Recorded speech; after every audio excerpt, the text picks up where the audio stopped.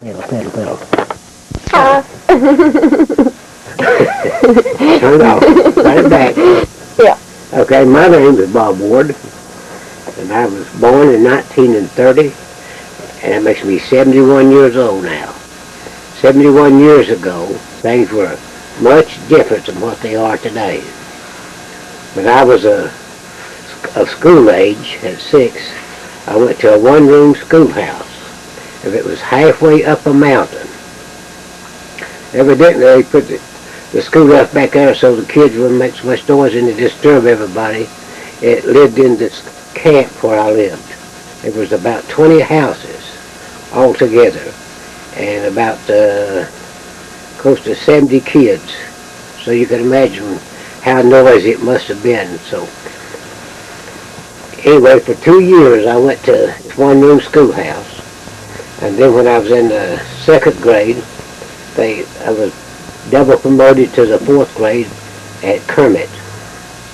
And this was 1938. Well, from 1938 on up, we just, I don't know what to tell you, but anyway, we didn't have television, and once or twice a week there was a movie, starting in about 1940, and on Saturday nights we had a battery-powered radio. We had no electricity in the house because my dad, he worked for the railroad, and none of the railroad houses had electricity, so everything that we used had to be battery-powered and run by kerosene. We had a kerosene refrigerator, and the radio, well, we used a big car battery, and we'd take it to the filling station and have it charged when it run down. And on Saturday nights, the neighbors would come in, and we'd all sit around the radio and watch the radio, the Rando Opry on the radio. This was a big night for a long time there. And then in I think it's 1939, 1940, when the Northern Lights were seen here. The first time anybody could remember. And it was in the winter, there was a big snow on, and my dad was walking a track, they called it, on the railroad to keep the switches from freezing up, and he hollered at us, and it must have been about 8 or 9 o'clock at night. And we came out to see, in the sky was just alive with all these brilliant colors. And you could hear the people from where I lived out hollering and screaming and praying and hollering it's the end of time and all this stuff, because nobody knew what it was. And evidently this went on for a long time, just about all night. It was the most unusual sight anybody could ever imagine. And after it was all over, somebody finally figured out what it was. While people, settled down, and there was all kinds of tales told about what people did when they thought it was the end of time. So there's one guy that he was famous. He was next in line for the main town drunk. He was big, tall, about 6 foot tall from what I remember, or 6'6", and he was a likable guy, but he never could tell the truth. When he started telling anything, why, he would always stretch. In fact, he's the most exaggerating person you can ever imagine. His tongue must have been a mile long, because every time he told anything, he always made it bigger. But he said that the night that the Northern Lights was, that him and 3 or 4 more of his buddies took the whiskey and put it in the cars of the people that they didn't like. So if it was the end of time, they would be sent to hell for having the whiskey in their car.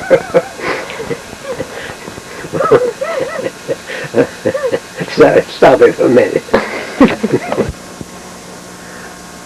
Now, it's hard to remember as far back as it was into my childhood, which is about 60 years or more. But I do remember that we always wondered where babies came from. Nobody, none of the grown-ups would tell us. They would tell us that they were found in a cabbage patch under a cabbage leaf or under a rock in the river. So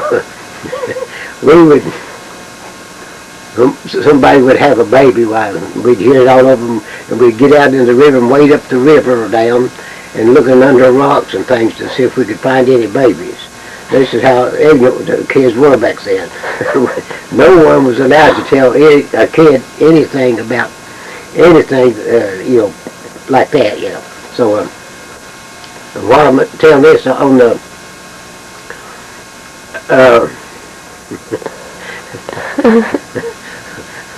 but you better stop it for a minute.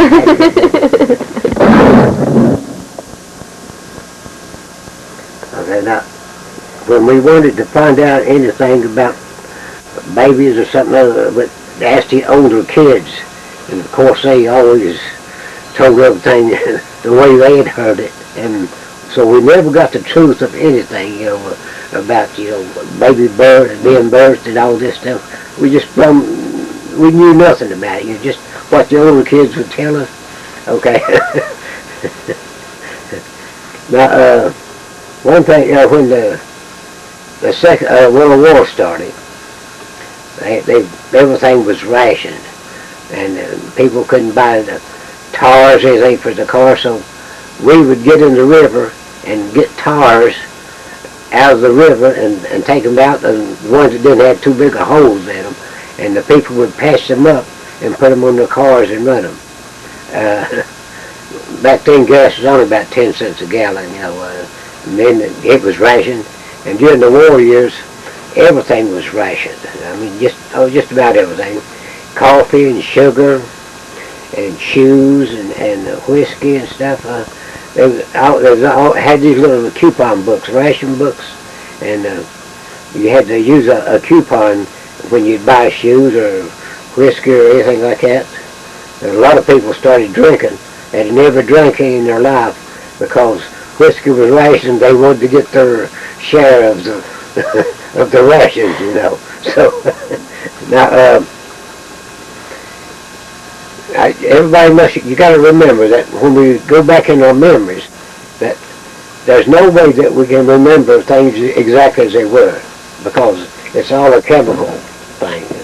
And but I do know that in our house we had no electric lights. We burned kerosene lamps, and we had gas that we heated by, and we had gas lights that we used most of the time. They had little manuals on them, but they threw out a pretty good light.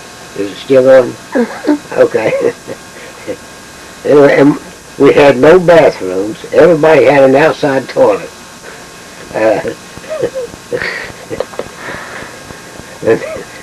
This was something that it wasn't too comfortable in the wintertime here you have to go to the bathroom at night. But anyway, it was just a thing that nobody knew any better about. And let's see. Well, I guess when we started the school, at Kermit, just the usual kid stuff at school. And I don't know, you better stop it.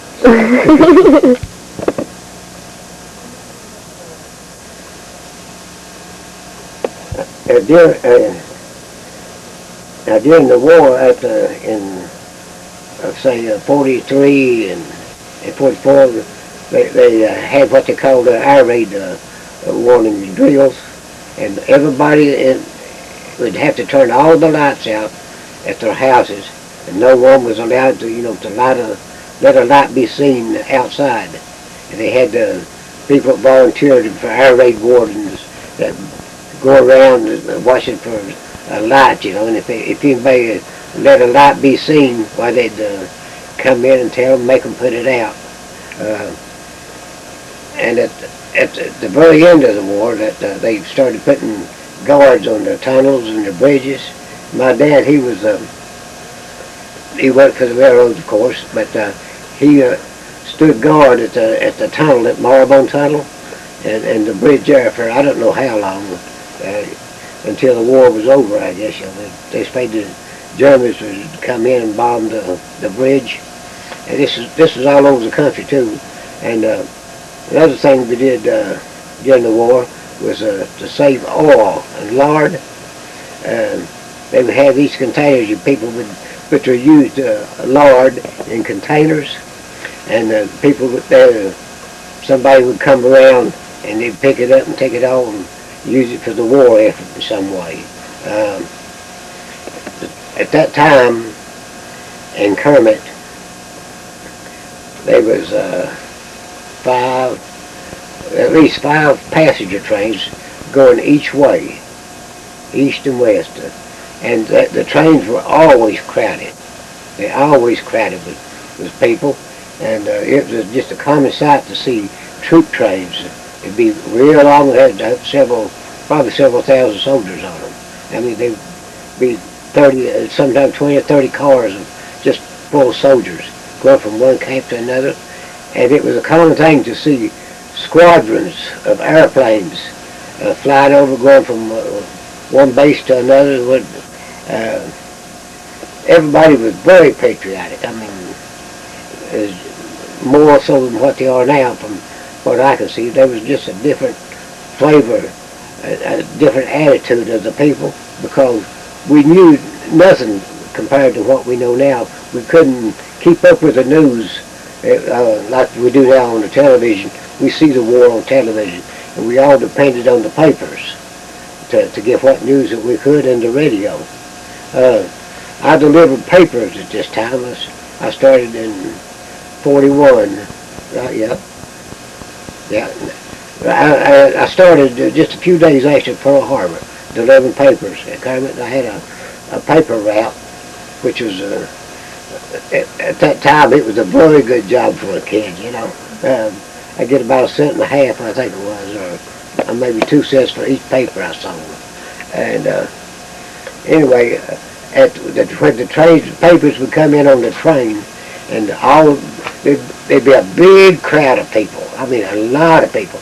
You'd come out to see who was getting on and off the train and getting the papers. And I'd have 10 or 15 of my customers there at the train just as soon as the papers came in to get their papers to find out more about what was going on faster than what it would if they waited at home.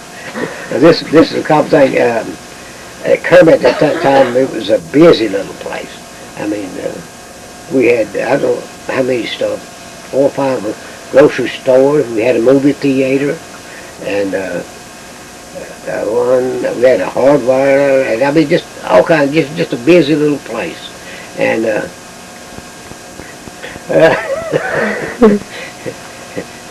I don't know if anybody's familiar with Warfield out there in this school now, but at that time, Warfield was just had just a few houses, and but now things have completely changed, of course.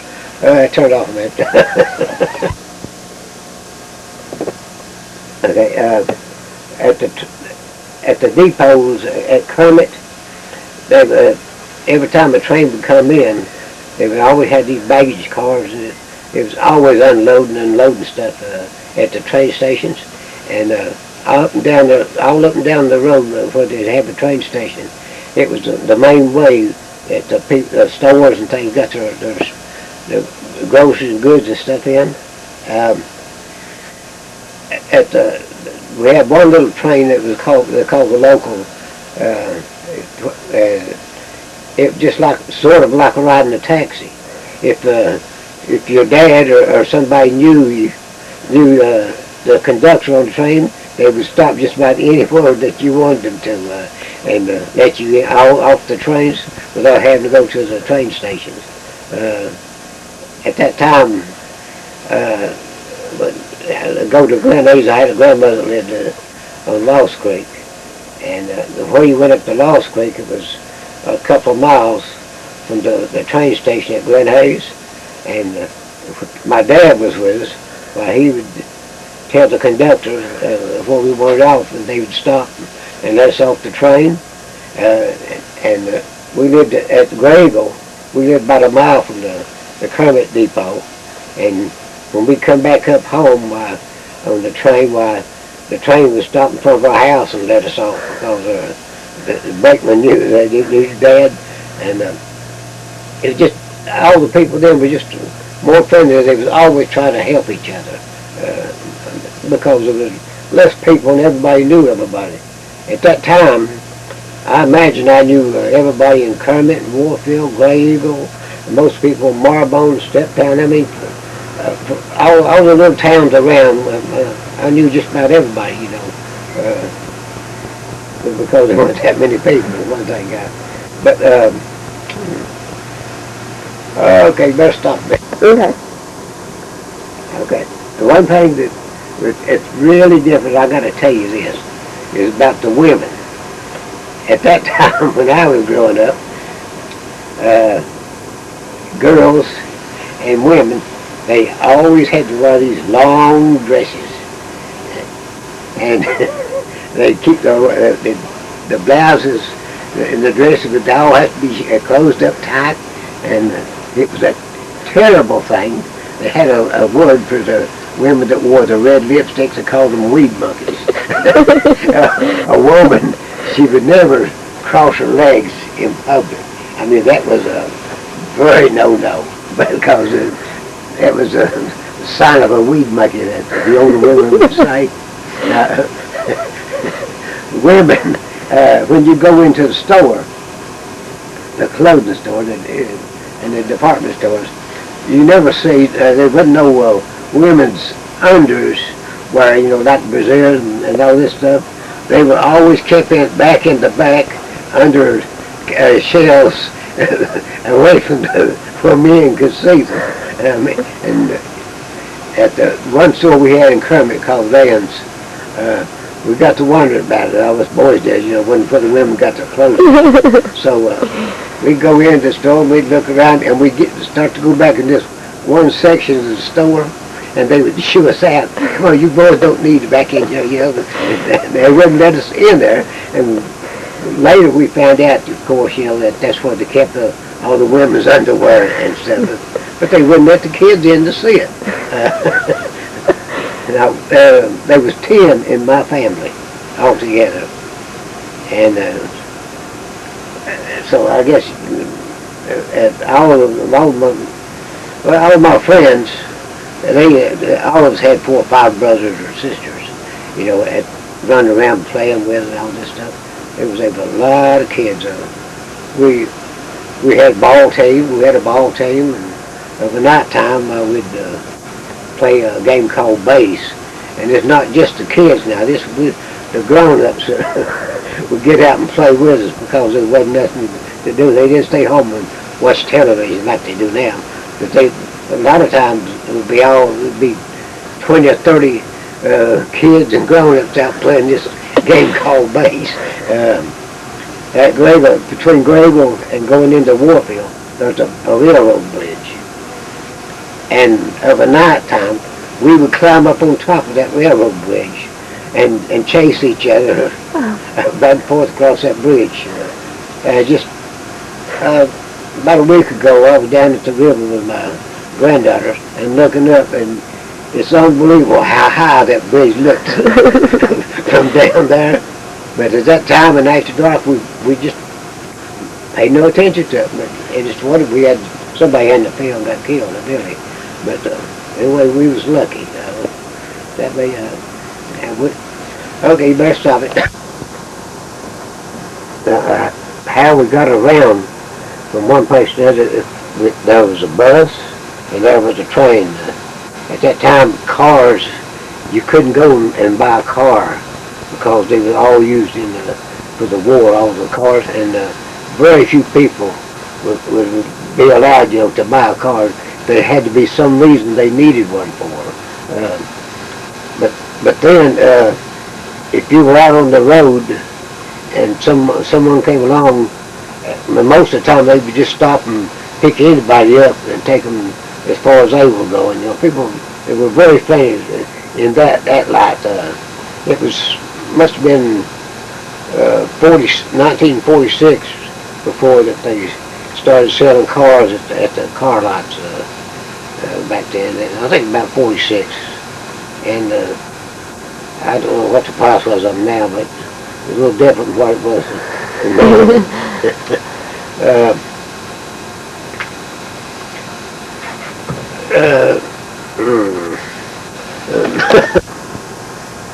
In 1950, I joined the Army. I tried to join from the time I was 16 on up because they wouldn't take me though because I was too young. But it was in 1950 that when the Korean War broke out that I joined the Army. And while I was in the Army, I came back from overseas in 51. I got married in 1952, and that was the year 52 or 53. My mom and dad, they moved from the railroad house into another house with a bathroom. Wow. Which was really great, if you know what I mean. But anyway, they moved from there, and then after I was married, I stayed in service another year, and then me and my wife, we started working from one town to another, so that's about it up to now. Now I've got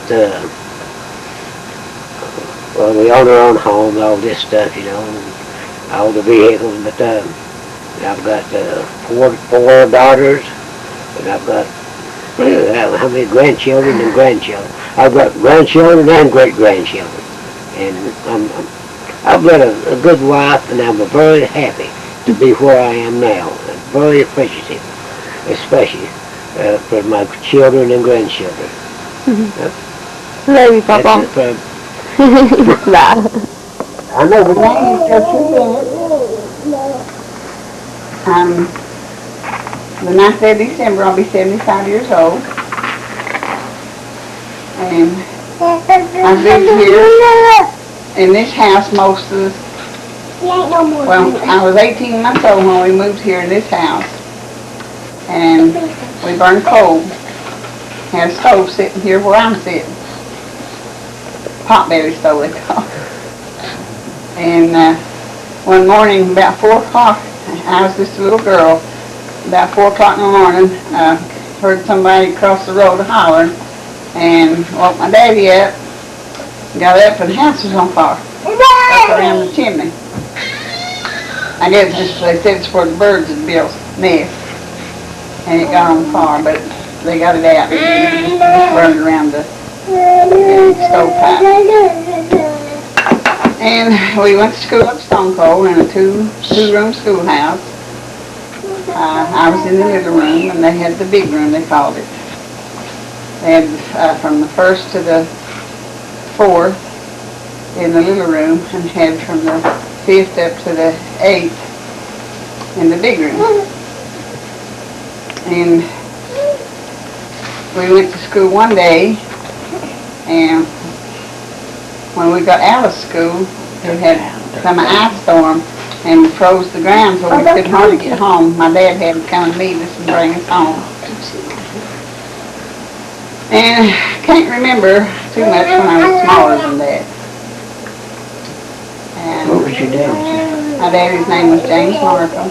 Who was he married to? Married to Ellen Dammer. And then she married my dad and become a Markham. How many brothers and sisters? And